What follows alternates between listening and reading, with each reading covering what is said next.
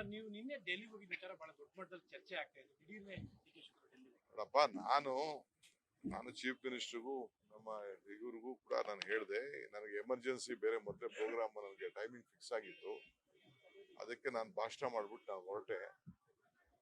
ಸದ್ಯ ಏನೋ ದೇವ್ರ ದೊಡ್ಡವನು ಚಾಮುಂಡೇಶ್ವರಿ ಕೃಪೆಯಿಂದ ನನ್ನ ಬೆಂಗಾವಲು ಗಾಡಿ ಆಕ್ಸಿಡೆಂಟ್ ಆಯ್ತು. ಯಾರಿಗೂ ಏನು ತೊಂದರೆ ಆಗಿಲ್ಲ. ಸದ್ಯ ಬಹಳ ಸೀರಿಯಸ್ ಆಕ್ಸಿಡೆಂಟ್ ಆಯ್ತು, ಪಲ್ಟಿ ಹೊಡೆದು ಬಿಡ್ತು ಗಾಡಿ. ಆದ್ರೆ ನಾನು ಹೋಗಿ 7:30 ಗಂಟೆಗೆ ಅಲ್ಲಿ ತಲುಪಿ ತಿರ್ಗಾ ವಾಪಸ್ಸು 9 ಗಂಟೆಗೆ ವಾಪಸ್ ಬಂದಿದ್ದೀನಿ. ನಾನು ಬಂದು ಮಧ್ಯರಾತ್ರಿನೇ ಇಲ್ಲಿಗೆ ಬಂದು ಈಗ ಬೆಳಗ್ಗೆ ಕೂಡ ಈಗ ಪಾರ್ಟಿಸಿಪೇಟ್ ಮಾಡ್ತೀನಿ. ನಾನು ಯಾವುದೋ ವಕೀಲರನ್ನ ಅಪಾಯಿಂಟ್ಮೆಂಟ್ ನಾನು ತಗೊಂಡಿದ್ದೆ ಬೇರೆ ಯಾವುದೋ ವಿಚಾರಕ್ಕೆ.